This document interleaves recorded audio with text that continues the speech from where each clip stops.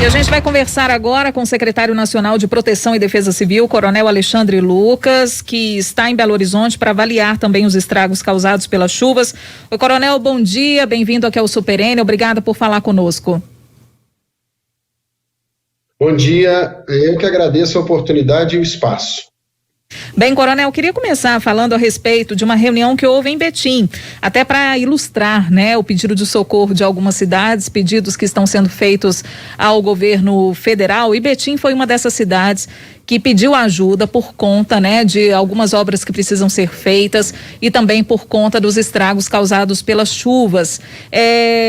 As cidades, Betim e assim como outras cidades que estão, né, esperando e aguardando a ajuda do governo federal, algum prazo?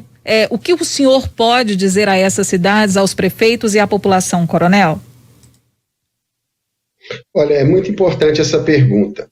A lei determina que o governo federal, nos casos de desastre, precisa que o município decrete situação de emergência e faça um plano de trabalho sobre aquilo que ele precisa para o seu socorro e assistência, para o restabelecimento da sua normalidade e, posteriormente, para a reconstrução. Então, nesse caso, o governo federal trabalha sobre demanda. Se os municípios não decretarem situação de emergência e não fizerem o seu plano de trabalho, que é simples, é um formulário simples no nosso sistema, não há como o governo federal liberar recursos para isso. Da mesma forma, o Ministério da Cidadania também disponibiliza recursos para abrigamento, para socorro e assistência. Mas é preciso que os técnicos da assistência social do município adentrem no sistema do governo federal, do Ministério da Cidadania, e preencham um formulário que é simples também, para que os recursos sejam repassados de imediato. Coronel Alexandre Lucas, diante de tudo o que o senhor viu e ouviu aqui em Minas Gerais, sobretudo nesse fim de semana, que avaliação que o senhor faz de tudo aquilo que a gente está vivendo, em especial aqui na região metropolitana, também no sul, sudoeste do estado? Olha, nós estamos vivendo um momento importante, né? Um momento de desastres graves, em toda Minas Gerais, como tivemos também na Bahia. Eu sempre tenho uma visão otimista, né? Para quem tem a idade que eu tenho e viu o desastre de 1979, viu os desastres da década de 80, do início da década de 90, de 2012, pode perceber que houve uma grande evolução no poder público, na própria sociedade, com relação à gestão do desastre. Então, nós avançamos tanto na prevenção, na emissão de alertas, na organização das instituições, da própria comunidade, de tal forma que hoje nós temos um sistema nacional de proteção muito mais robusto e muito mais capaz, mais resiliente. Agora, é claro, principalmente os municípios, é preciso que se invista nas defesas civis municipais para que elas possam adotar as medidas de preparação, de emissão de alerta e de treinamento das suas comunidades para convivência com risco. O governo estadual, o governo federal tem que investir mais em prevenção, né, nas obras de prevenção, e toda a sociedade precisa ter uma educação para a convivência com risco, já que com as mudanças climáticas, com a mudança do regime de chuvas, esses fenômenos serão comuns no nosso tempo. Aí a necessidade, né, da prefeitura, dos municípios reforçarem a sua rede para prevenir riscos, né? Mapear, fazer vistorias, a fiscalização, mas a gente sabe que há dificuldades para isso se concretizar, né? Ou dificuldade de braço, de pessoal, de dinheiro para financiar tudo isso.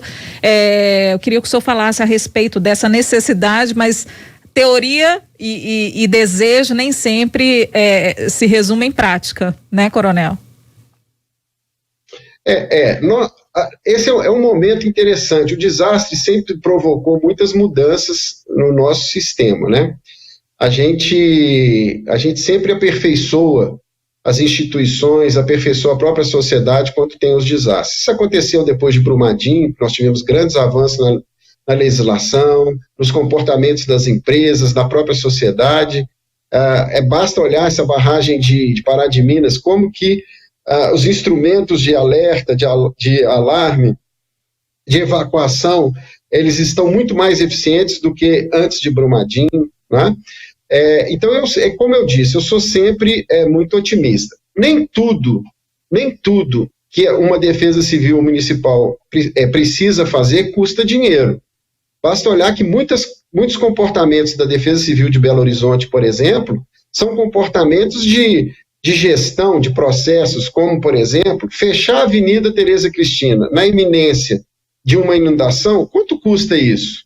Isso é um processo, isso é uma atitude, isso não custa dinheiro.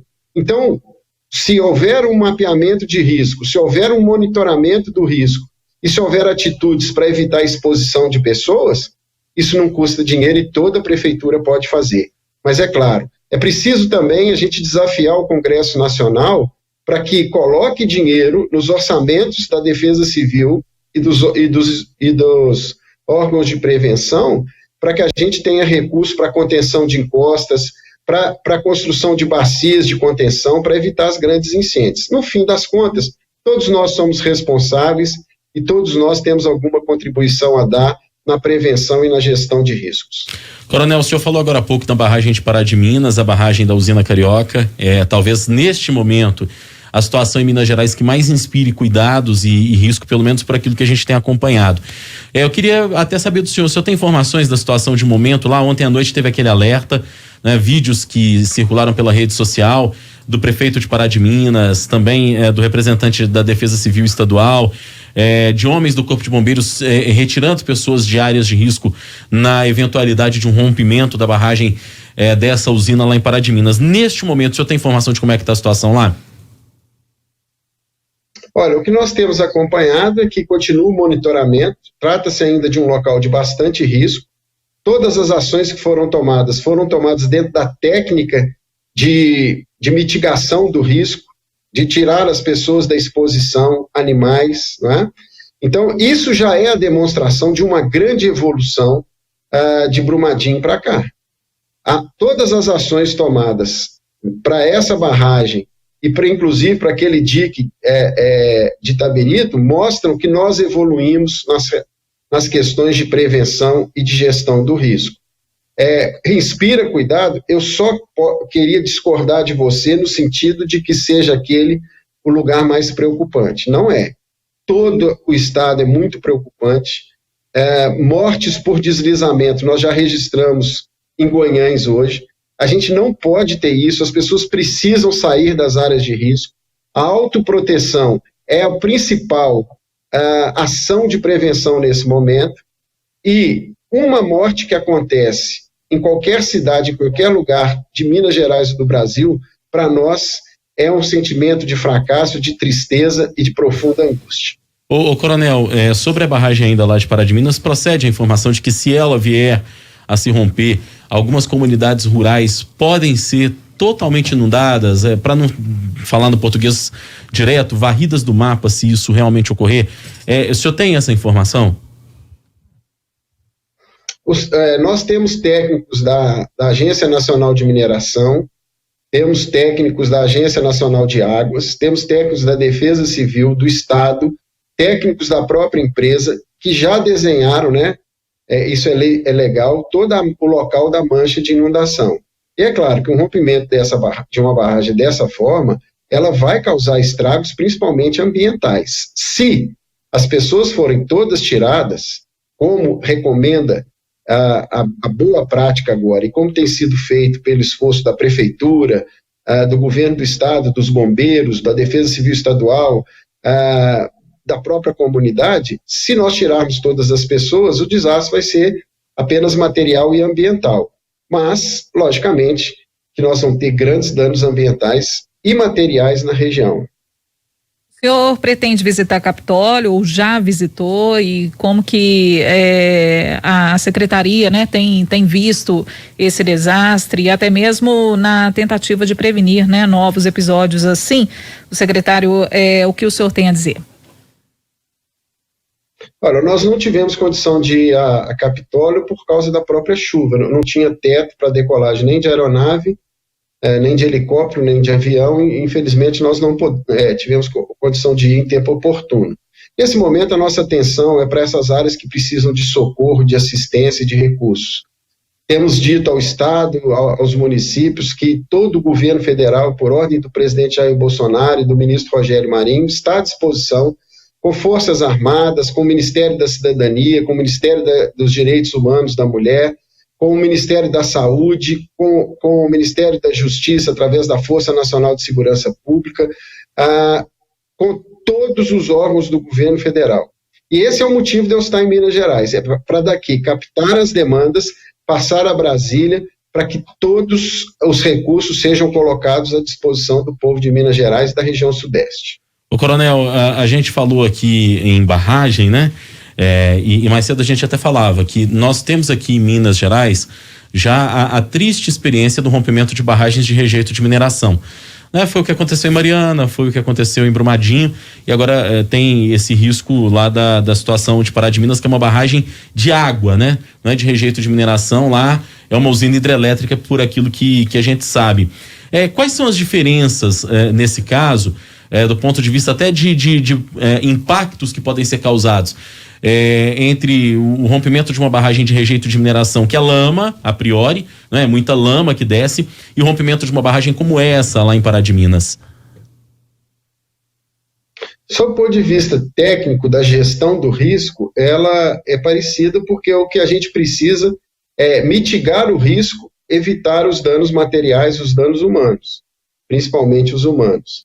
Então, sob o ponto de vista da gestão do risco, é igual. Sob o ponto de vista das consequências, logicamente que uma barragem de rejeitos, ela vai causar muito mais destruição em função da densidade do material, da sua composição química, da sua densidade, né? Ele vai causar muito mais problema do que uma barragem de água. Mas, para as pessoas e para os bens, o que vai variar é o tamanho da barragem, o seu volume e a forma de dispersão. Então, é preciso que a cautela seja a mesma, ou seja, evitar a exposição de pessoas, de animais, e aquilo que puder ser retirado em termos de bens, seja feito em tempo oportuno, sempre observando a segurança. No começo do nosso bate-papo aqui, Coronel, o senhor falou que é muito importante que os municípios estejam tecnicamente preparados, né? Com defesas civis equipadas, enfim, o senhor também disse que é preciso que a gente provoque sempre o Congresso Nacional a fazer investimentos, a colocar no orçamento o investimento na defesa civil. Nós temos aqui na Rádio Supra uma audiência grande do meio político, certamente tem muito prefeito que está nos ouvindo neste momento e que ouviu esse recado do senhor, prefeitos talvez de cidades menores, de cidades que não tenham uma estrutura tão grande assim.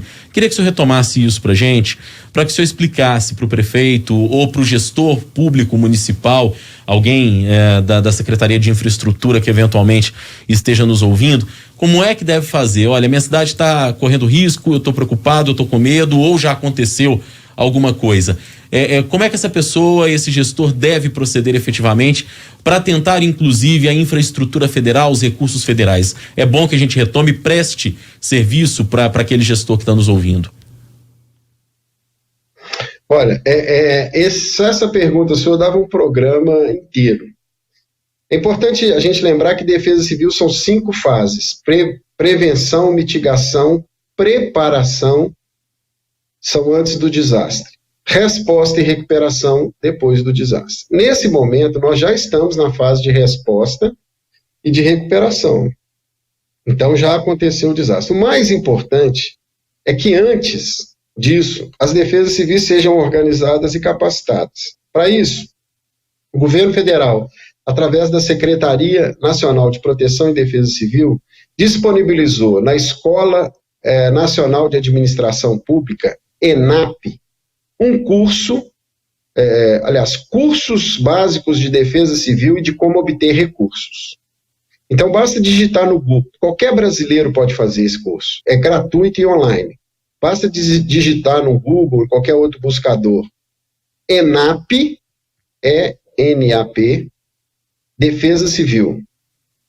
E aí vão aparecer todos os cursos que tem lá. São cursos gratuitos, a gente já colocou exatamente online para que as defesas civis de todo o Brasil possam fazer em qualquer tempo, a qualquer hora. São certificados e lá ensina tudo que uma defesa civil precisa fazer, tanto para organizar-se como sistema, como para fazer a prevenção, como também para obter recursos do governo federal. O que a gente pede dos prefeitos é isso, é que se preparem, Cidades preparadas sofrem menos. Olha, a gente não pode ser leviano de dizer que com uma chuva dessa magnitude, defesas civis preparadas não iriam sofrer os danos ou não vão sofrer as consequências. Mas as defesas civis preparadas, elas poderão sofrer menos com a desorganização, ter mais tranquilidade numa atuação técnica e oportuna, e principalmente treinar as pessoas para autoproteção, para proteção comunitária, que é aquilo que todo mundo elogia no Japão. Todos nós elogiamos o Japão pela sua forma, pela sua cultura com desastres, mas nós estamos ensinando isso aqui no Brasil e as pessoas ainda continuam esperando muito mais do poder público do que as suas próprias atitudes. Então, claro, a imprensa nos faz ser melhor, e essa oportunidade é muito importante que a gente cobre dos prefeitos, determine que a sua defesa civil faça os cursos da ENAP. Quanto ao Congresso, essa é uma questão muito importante. Eu tenho falado com todos os deputados, eu recebo muitos deputados e senadores e tenho falado com eles a importância de que no orçamento da União, aprovado, estejam garantidos recursos para a defesa civil, tanto de prevenção quanto de resposta e recuperação. Tenho mostrado para eles a importância disso. Alguns têm me apoiado, mas o resultado, por exemplo, da lei orçamentária desse ano mostra que ainda eu preciso convencer outros tantos. A imprensa pode nos ajudar nisso, e esse próprio desastre, eu tenho certeza que vai mostrar, tanto na Bahia, quanto esse de Minas Gerais, e outros que virão aí, irão mostrar ao Congresso Nacional, que é o responsável pela organização, pela aprovação do orçamento, que investir em gestão de risco e desastre é muito importante para o Brasil. E vai dentro do que diz aqui o Nilson Ferreira Neto, dizendo que prevenção, segundo ele, que participa do Facebook aqui de O Tempo, se faz antes de ocorrer a chuva, não durante. Ele faz essa declaração aqui falando sobre a importância, né, de se prevenir essas ações. Coronel, aproveitando que o senhor citou aí o desastre lá na Bahia, né, as chuvas incessantes lá na Bahia, agora essa chuva aqui em Minas Gerais, o senhor teve a oportunidade de conhecer de perto a situação por lá, o senhor sobrevoou também o norte de Minas, Salinas, enfim, aqui em Minas Gerais também, junto com o ministro de Infraestrutura, né, de Desenvolvimento Regional. E o senhor, inclusive, gravou um vídeo pedindo para que a população colaborasse, que ninguém quer mais mortes aqui no estado, né?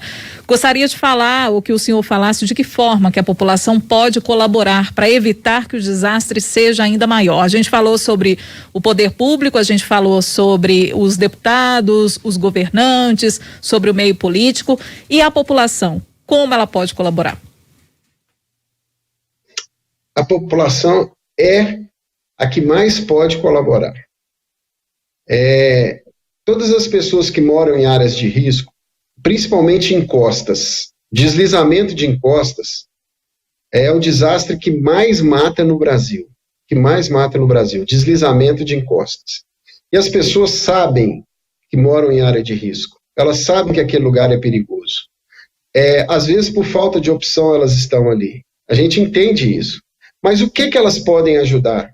Elas podem ajudar, por exemplo, diante de um alerta da Defesa Civil, um alerta emitido pela rádio, pelos jornais, pelos portais. Toda a imprensa tem sido muito parceira conosco nesse sentido. Ela deve sair da sua casa e deve ir para a casa de um parente ou para um lugar seguro. A permanência dessas pessoas, principalmente à noite, durante o dia também, mas principalmente à noite, tem sido a causa de muitas mortes. E nós podemos evitar isso se nós adotarmos as medidas de autoproteção. Eu reconheço, gente, que é muito difícil sair da nossa casa. A nossa casa é um lugar seguro, é um lugar onde a gente chega à noite e se sente seguro, se sente protegido.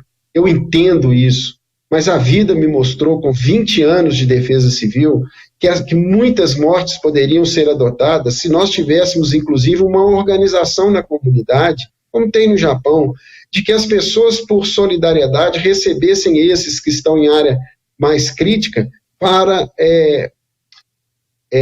recebessem em suas casas, para que elas passem a noite, por exemplo, em lugar seguro. Essas pessoas que moram nesses lugares, na beirada de córregos, na beirada de rios, elas devem ir para a casa de parentes. Assim, é uma atitude muito importante para a gente evitar mortes. Outra coisa que causa muita morte também nesse período são as cabeças d'água, aquelas pessoas que vão para cachoeiras e são surpreendidas por grandes ondas de água que vêm das cabeceiras. Também, diante dos alertas de chuva para as regiões, é importante que se adotem medidas de prevenção. E só para citar mais uma, a gente está vendo aí nos jornais, nas televisões, quantas pessoas passando com seus veículos em áreas encharcadas, caminhões passando em pontes que a água está passando por cima e o caminhão passando por elas. Isso é uma atitude completamente insana sob o ponto de vista da proteção. Então, volto a dizer, autoproteção, proteção comunitária e proteção pública é um conjunto de ações que vão fazer com que nós não tenhamos mortes no Brasil.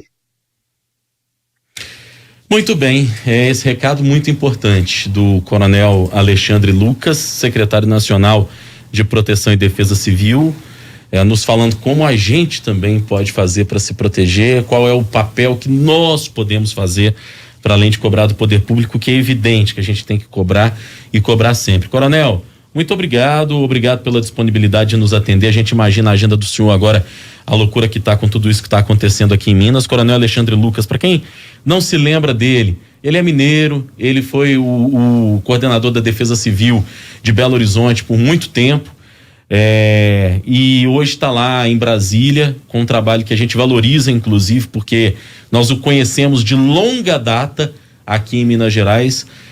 E a gente agradece mais uma vez a sua disponibilidade de conversar conosco e com os ouvintes da Rádio Super nessa manhã. Uma manhã que ainda está triste para todos nós mineiros por tudo aquilo que a gente viu, mas que a gente passa a ter um alento quando a gente começa a pensar e a refletir certamente em cima dessas palavras que o senhor disse para a gente agora.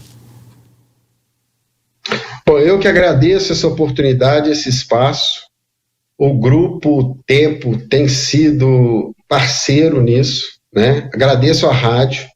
Quando os senhores nos dão esse espaço, os senhores estão salvando muitas vidas e nunca vão saber a quantidade delas.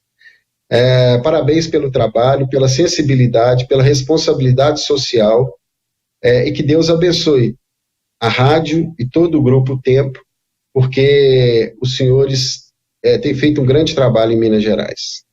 Obrigada, Coronel. Agradecemos então ao secretário nacional de Proteção e Defesa Civil, Coronel Alexandre Lucas, pela entrevista.